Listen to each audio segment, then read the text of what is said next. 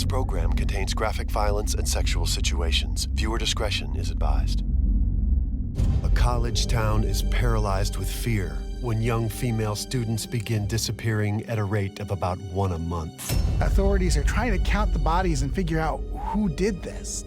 Their remains are discovered in remote areas, each one having been beaten, killed, and raped, often in that order.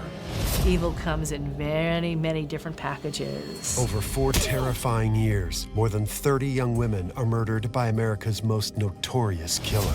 Every news organization across the country was now interested in Ted Bundy. There was such an onslaught of publicity and attention. He was so normal, but he had these demons. Hawkins' girl's head was severed. He didn't look like a criminal. He didn't act like a criminal. Ted Bundy showed the world that evil can also be good looking. Meet Ted Bundy. Hi there. A man so handsome, no one suspects him. Do you mind helping me? So charismatic, his victims are easily lured. I just want to go home! And so smart, investigators had no idea who he was until murder made him famous.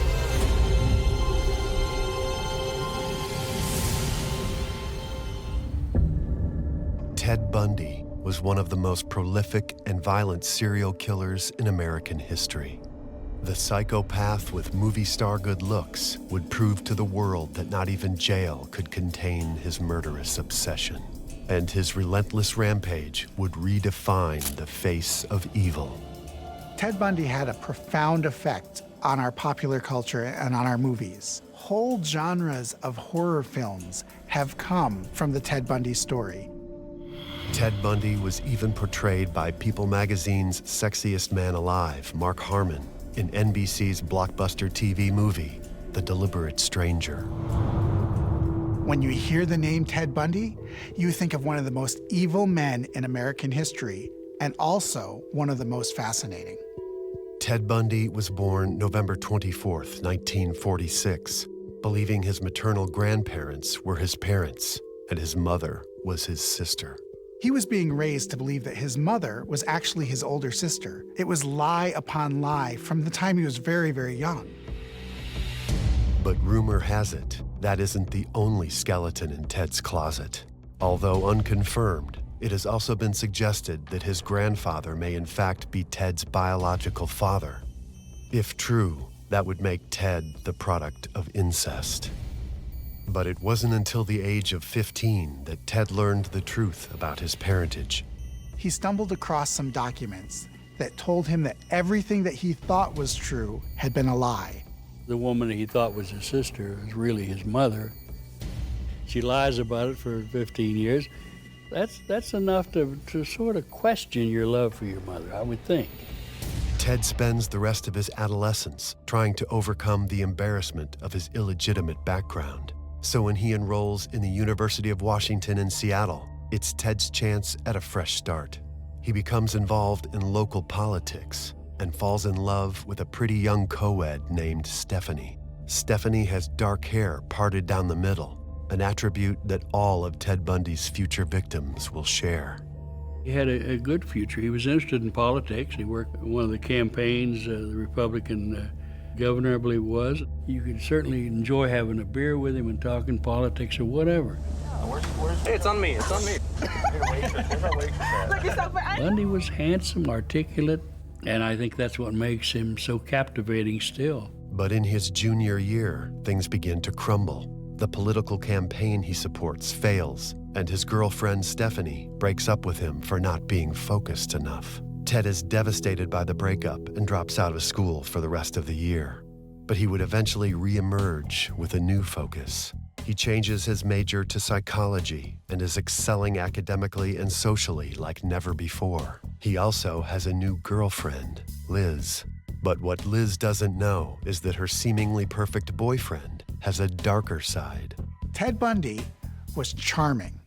He was intelligent. He was good looking. There was just one thing wrong with him. He liked to murder women. Ted Bundy had a type. Pretty young girls with their hair parted in the middle. 21-year-old Linda Ann Healy, a college senior has a drink at a local campus bar with her friends. And Ted has his eye on her. Okay, guys, that's it for me. You're bailing on us? Gotta get up at 5:30, remember? Okay. Call you after class. Okay, bye, guys. Okay, bye. She is scheduled to announce snow ski reports at a local radio station the following morning. But that will never happen.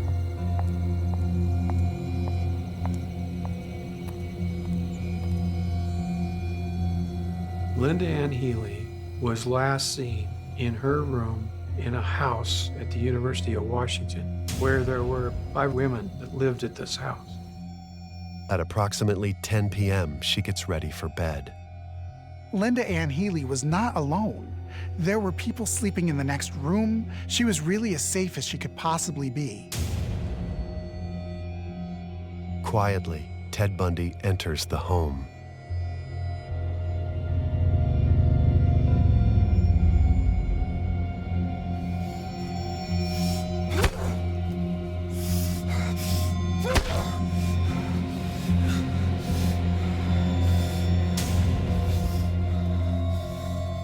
Bundy removes the blood-stained nightgown from Linda Healy and hangs it up. He then takes time to redress her. He wraps her in a sheet, puts the bloody pillowcase over her head, and neatly remakes the bed. He took her body out while people slept in the next room. Hours later, when she doesn't show up to the radio station, they call, and that's the first time anybody notices that she's been missing. No, this isn't Linda. This is Kelly, her roommate. No, I don't know where she is. But then when the police came, they discovered blood on the pillow, blood on the top sheet, blood on a nightgown in the closet. So they had quite a bit of evidence that something had happened there. No body is ever recovered. Dental records will identify Linda from a jawbone found months later. Just her jawbone. Nothing else. College girls were probably easier to pick up because they're willing to give people a chance more than someone on the street, maybe. And he looked like he could have been a young professor almost. And Ted Bundy was extremely creative as he finds ways to lure women. But he's only getting started. Joran Hawkins, a freshman at the University of Washington, is approaching the alley behind her sorority house. The aspiring broadcast journalist is just 60 feet from her door when she stops to help a stranger. Oh, damn it. Oh, are you okay?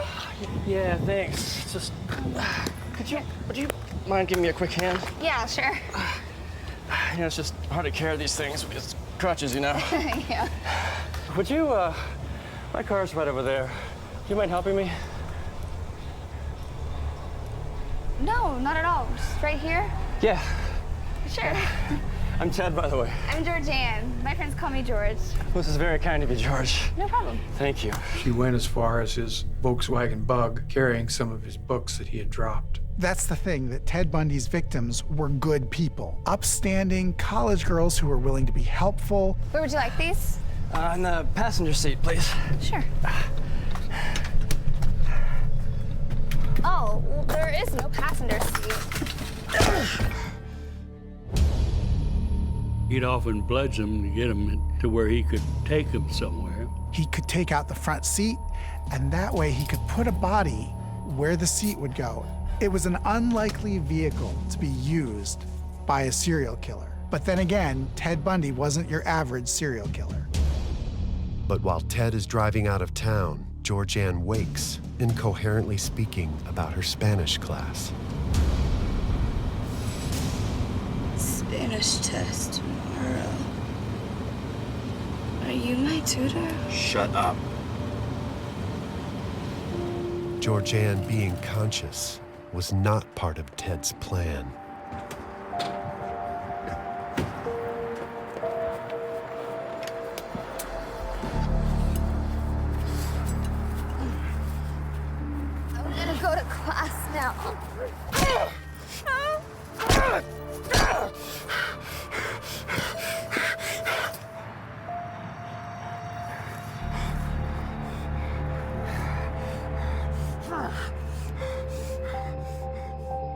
Joran's body has never been found.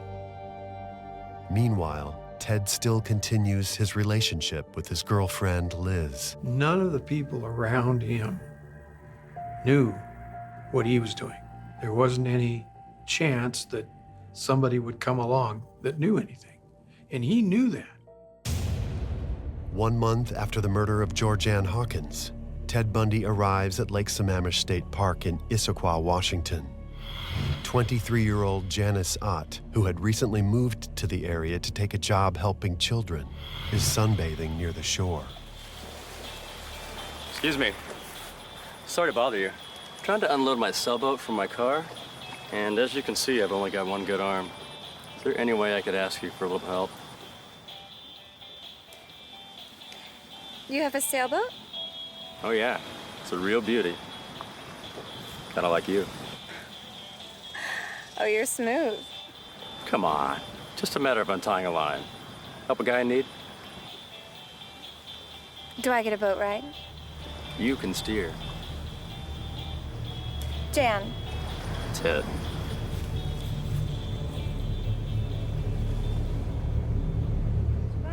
It is. Here we are. Where's the boat?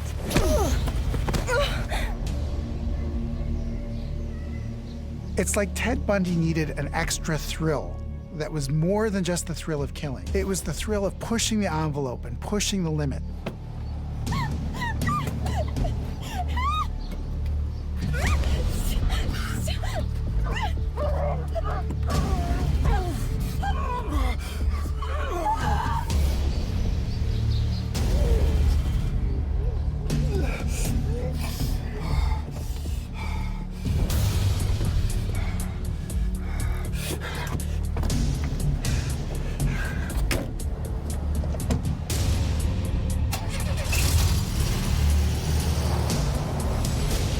Janice Ott, like many of Bundy's victims, would eventually be beheaded.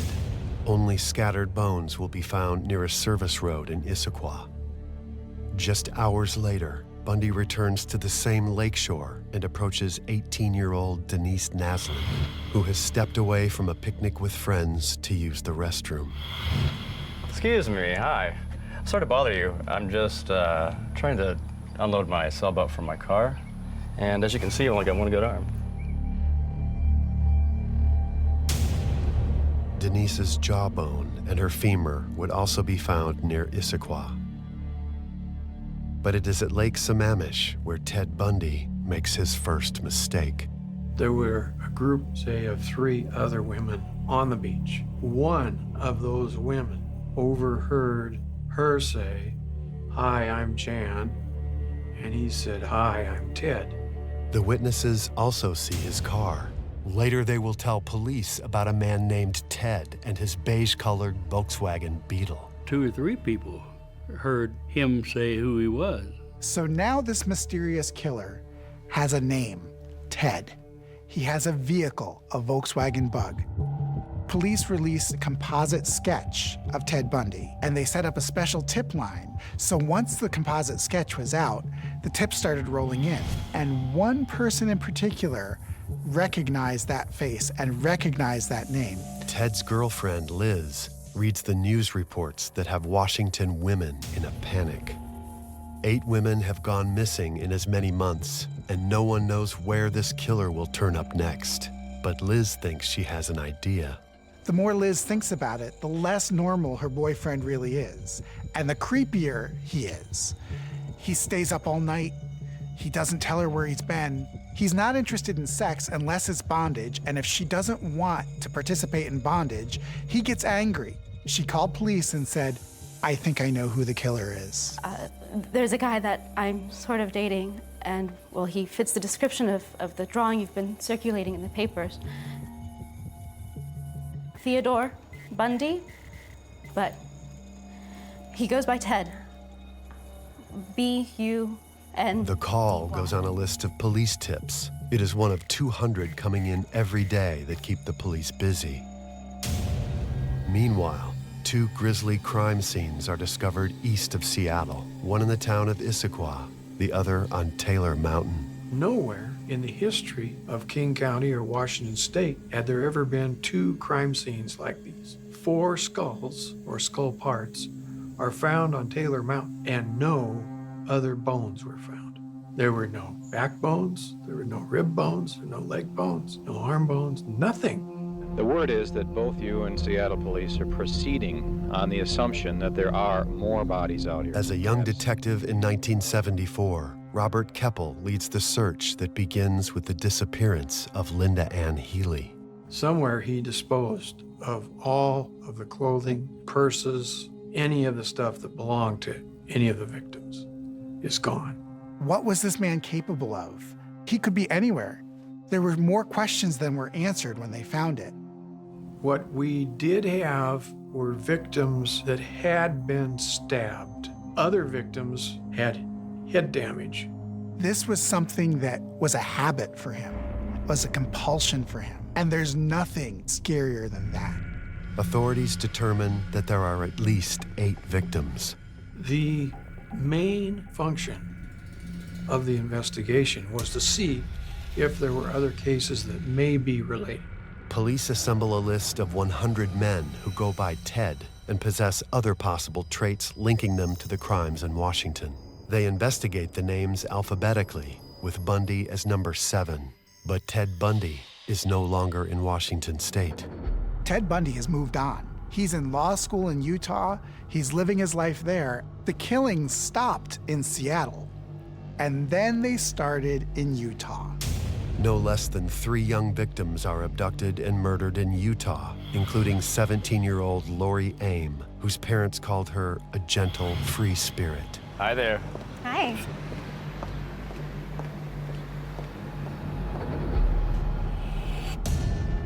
Oh God, no!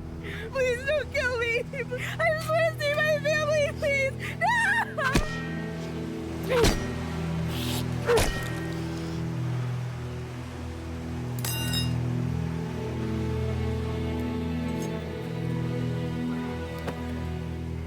Years later, Bundy will confess to the Utah murders and tell investigators about a morbid interest in the bodies.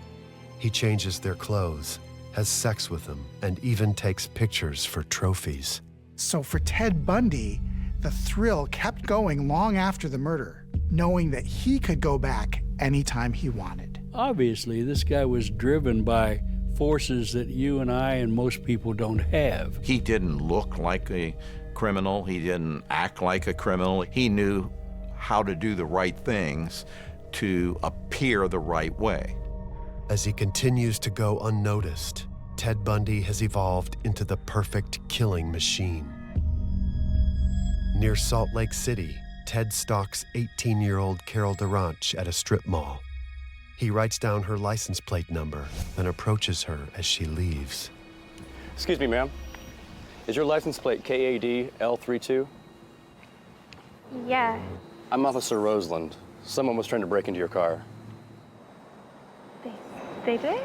Yes, we have a physical description, but you'll need to fill out a police report so we can pursue the matter. How do I do that? I can take you to the police department. It's right up the street.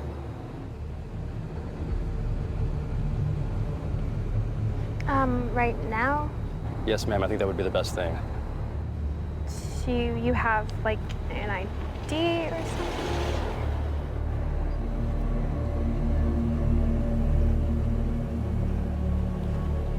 This way.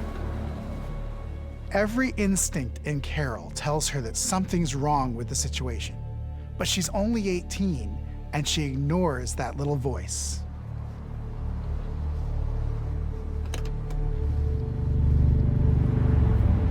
This is your car? It's an undercover vehicle.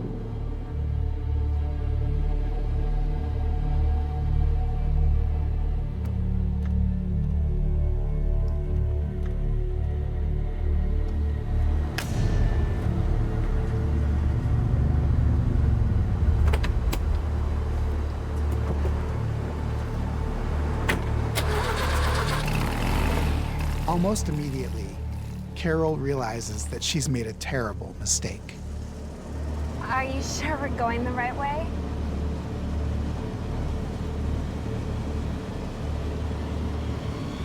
Where are we going? What are you doing?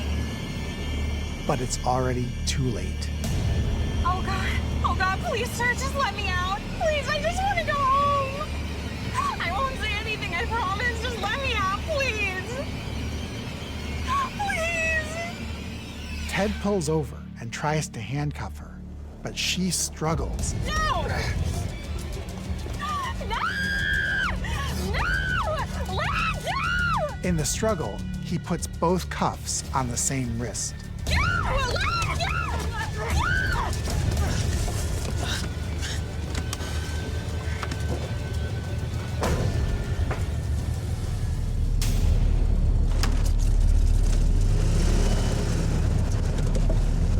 Carol DeRanche does what dozens of other women failed to do. She escapes from Ted Bundy. Carol goes to the police, and now, for the first time ever, they have an eyewitness account that tells how Ted Bundy hunts these women and what he does once he's got them. Meanwhile, back in Washington State, Elizabeth Klepfer is convinced her boyfriend is the killer. But detectives have no physical evidence linking him to any murder.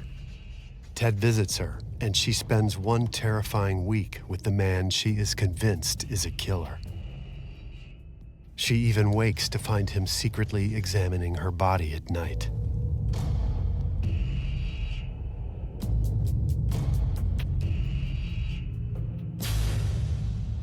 Ted expands his killing grounds to the bordering state of Colorado.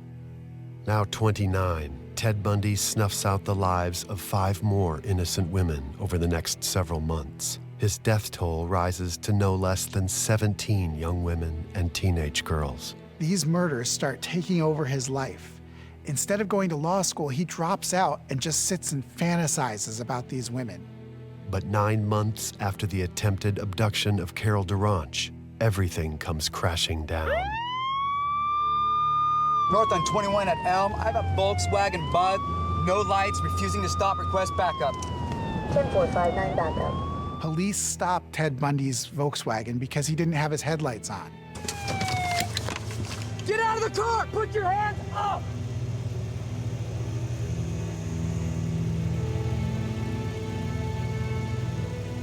The cops decide to search the car, and what they find is chilling. They find a ski mask, they find handcuffs, they find pantyhose, they find a bunch of other things that are very incriminating. Look, it's like I told the officer that arrested me. It's not illegal to possess those items. I have absolutely nothing to hide. Police find more suspicious items in Bundy's Utah apartment, but somehow miss Ted's collection of Polaroid photographs containing graphic images of his victims after death. And then police remember Carol DeRanche, who had been kidnapped 9 months earlier. So they set up a lineup, and she picks him out instantly. She says, "This is the man who attacked me and tried to kill me." Police charge Bundy with kidnapping and assault in the DeRanche case. Bail is set at $100,000, but it is later lowered to just $15,000. It's an open and shut case. There's physical evidence, and there's even an eyewitness. Carol DeRanche was a very good witness. Everybody thought she might have had the wrong person, but she didn't, and she stuck to it. Word starts to spread about Ted Bundy, and other police start looking into cases that they have going on. Investigators at Bundy's original hunting ground, Washington State, get wind of the Utah arrest and begin to connect the dots. What are the chances that there can be all these murders in Seattle, they can stop, and then start in Utah? Investigators from 2 states interview Liz and discover more disturbing details about her boyfriend. He has these things, and I don't understand why he has them. What kinds of things? Well, like crutches, for one, and a plaster of Paris. Plaster of Paris? Yeah, like to make a cast. And he has a hatchet or something under his car seat. Let's see. Almost a year and a half since Carol DeRanch's attempted abduction, Ted Bundy is found guilty of aggravated kidnapping and is sent to Utah State Prison.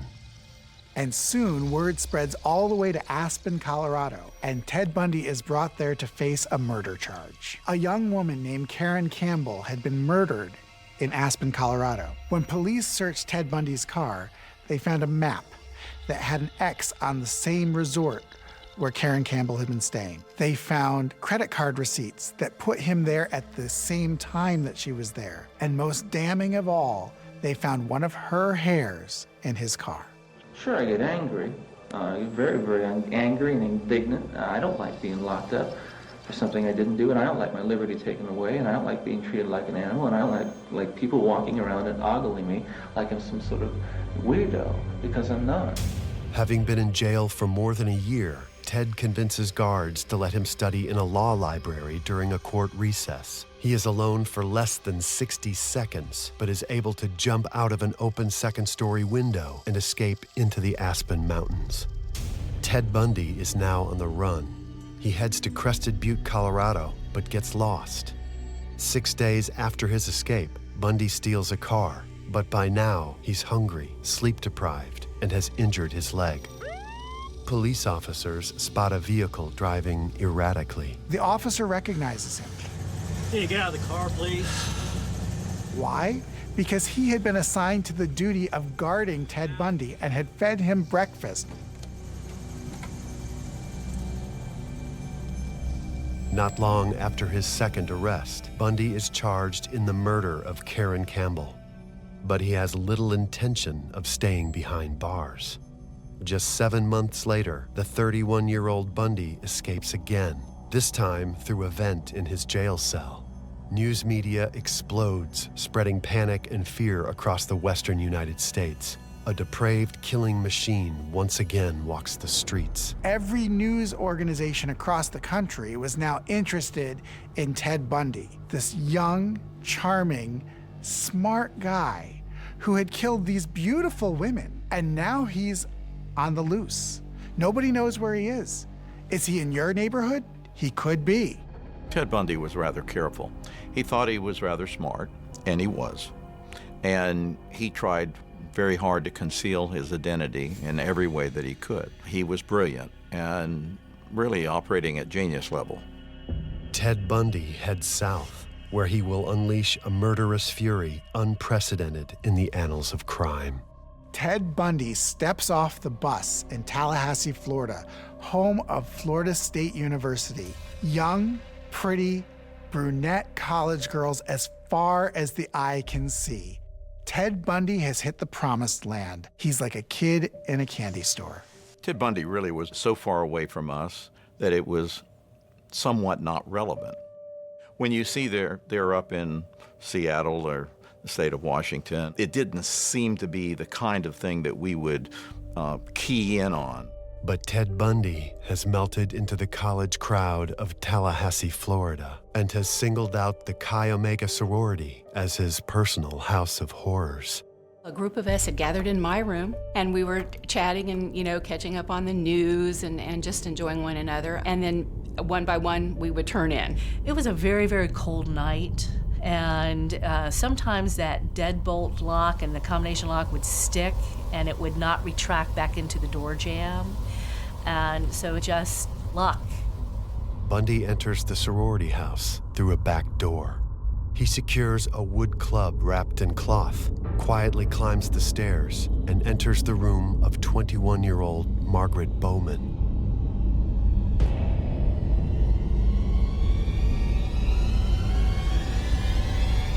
He bludgeons her with the log.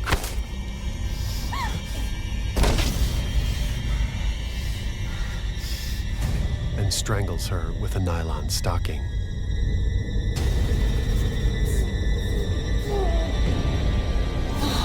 My wall adjoined Margaret's wall, and her bed was up against the wall, as was mine. I was roused, awakened by hearing something. But Diane falls back asleep. Police believe 21-year-old Lisa Levy was likely Bundy's next victim.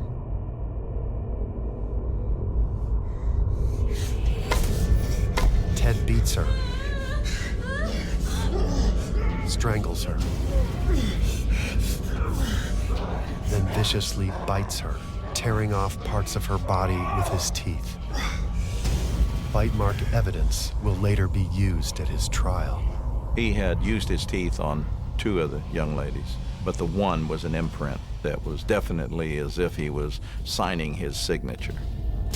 Bundy then clubs Kathleen Kleiner and beats roommate Karen Chandler.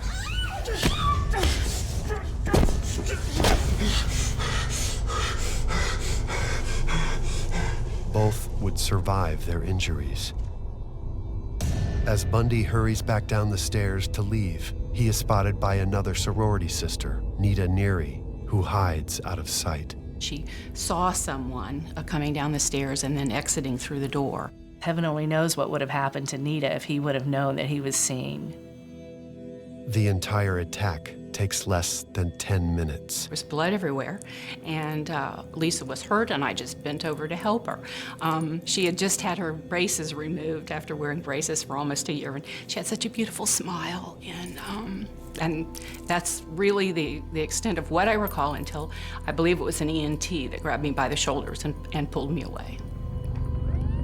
But Bundy isn't through yet. Just minutes after his slaughter at the sorority house, he moves down the street and breaks into the apartment of 21-year-old dance student Cheryl Thomas.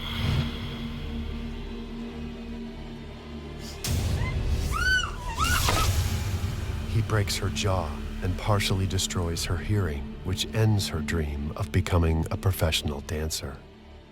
The killer came in from the night and then returned to it with an ease that has so far baffled police and left most co-eds here terrified. Authorities don't realize that the man they are hunting in Florida is the serial killer who escaped from a Colorado jail. I'd rather say we've got a very disturbed, sick individual. And his most disturbing act is yet to come. 3 weeks after the Chi Omega sorority house, Ted Bundy has one more kill, and it's the worst one he'll ever do. Her name is Kimberly Leach, and she is a 12-year-old student on her way back to class in Lake City, Florida. It will be 2 months before her remains are returned to her family. We don't know how many murders Ted Bundy committed, but we know which one took him down. The murder of Kimberly Leach was the one that ultimately sent him to the electric chair. So now Ted Bundy thinks it's time to leave Tallahassee, time to leave Florida entirely, so he steals another Volkswagen and heads towards Alabama. Bundy's suspicious behavior catches the attention of a local officer. It was just more of a chance encounter than anything else. One of the Pensacola police departments just happened to see an automobile drive behind a business and decided to stop him.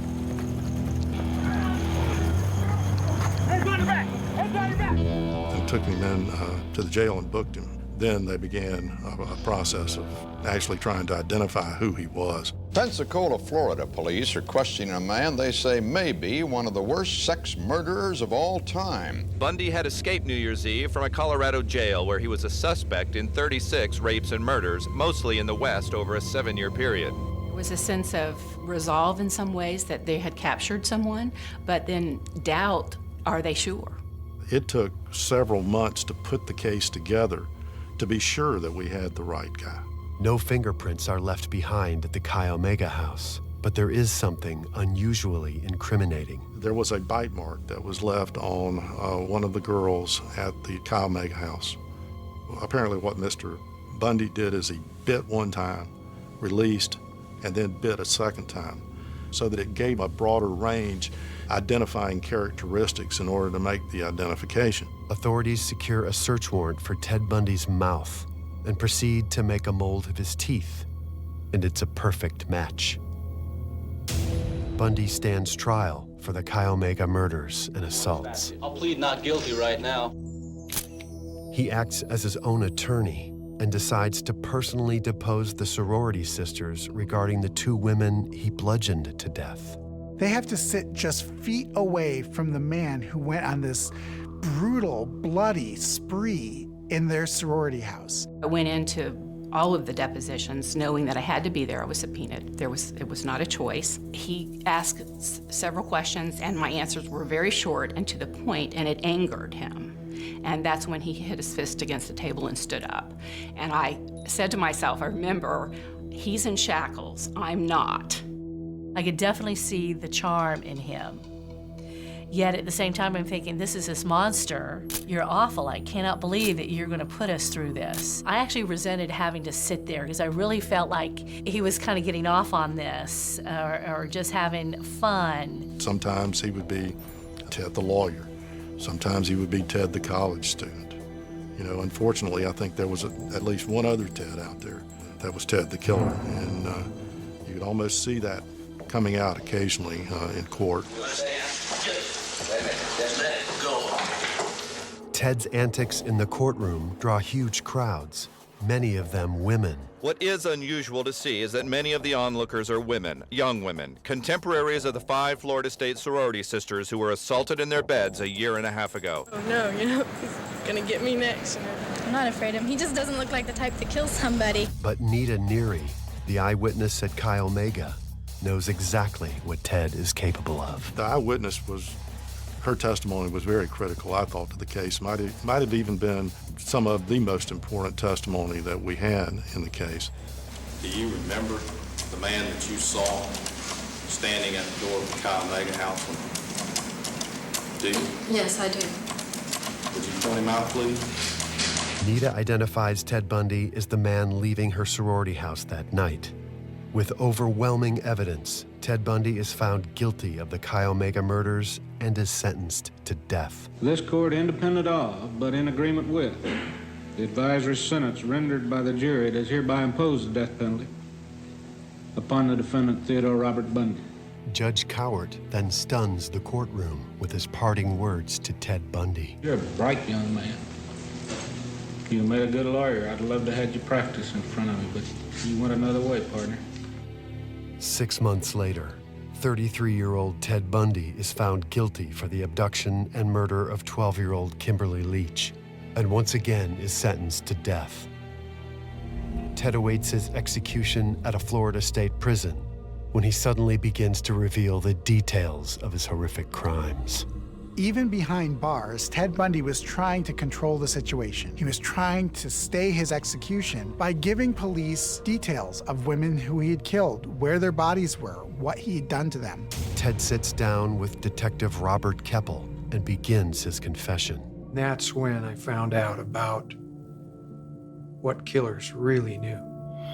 Starting with the murder of 18-year-old Joran Hawkins. About halfway down the block, I encountered her and asked her to help me carry the briefcase. Basically, when we reached the car, what happened was I knocked her unconscious with the crowbar. And I handcuffed her and put her in the passenger side of the car and drove away. At this point, she was quite lucid, talking about things. It's funny, it's funny, but it's odd, the kinds of things people say under those circumstances. She had a Spanish test the next day, and she thought that I had taken her to help tutor me for a Spanish test. That I, again, knocked her unconscious and strangled her and drug her into about 10 yards into the small grove of trees that was there. I threw away the briefcase and the crutches and all that stuff. Yeah. And the crowbar, everything. The handcuffs, everything. I gotta get mad at myself a few weeks later because I'd have to go out and buy another pair. I mean, it's not comical, but that's what would happen. There was information that he talked about with regard to murder that only the killer would know. The Hawkins girl's head was severed and taken up the road about 25 to 50 yards and buried in a location about 10 yards west of the road on a rocky hillside. So we went up there 15 years later and dug up the whole mountainside and didn't find the skull. Whether he actually did or not, I don't know. He lies, you know. But this wasn't the only meeting between Bundy and Keppel. Years before his execution, Bundy volunteered to assist Robert Keppel in forming a criminal profile for the then-at-large Green River serial killer. Even though it will be 17 years before the Green River killer is brought to justice, the story of Bundy and Keppel's collaboration inspires Thomas Harris to write a series of books which would go on to establish one of the world's most iconic films, The Silence of the Lambs, borrowing elements directly from Bundy's own habits. Even Buffalo Bill in Silence of the Lambs had a cast, and that's how he would draw in the women. Journalist and author Hugh Ainsworth would go on to interview Bundy as well. I'd find myself staring at his hands, unconsciously, but I was thinking, those hands killed so many people. In the depth of all this conversation about killing, looking at his hands. Eventually, authorities said, we're not going to stay your execution any longer, no matter how many more confessions you make. So a date was set that he was going to die in the electric chair. On the afternoon before his execution, Ted Bundy elects to sit down with evangelical Christian author James Dobson for his final interview, blaming pornography for his violent behavior. Most were critical of Bundy's final words, including infamous cult leader Charles Manson. Bundy's a rumpkin. Bundy's a poop butt. Bundy's his mama's boy. Bundy's out there trying to prove something to his own manhood. That's got nothing to do with me. I don't roll around with poop people like that. Pornography? I've been looking at it all my life, and it hasn't affected me anything. At 7:16 a.m., Ted Bundy dies by means of the electric chair, while hundreds of spectators celebrate outside the prison.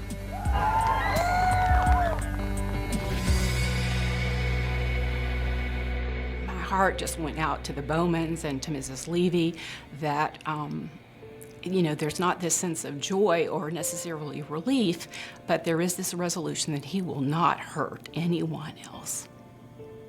Lisa was so vivacious and just loved life, and Margaret was more prim, more proper, very different. I think they would want to be remembered for, the intelligent young women that they both were. Everything we know about serial killers was turned on its head when we saw that he wasn't the creepy man in the raincoat, but he was the law student, the handsome guy in the polo shirt, the guy driving the little car. He can be a murderer too. Evil comes in many, many different packages, and sometimes tied in a very pretty bow, and you just have to be aware.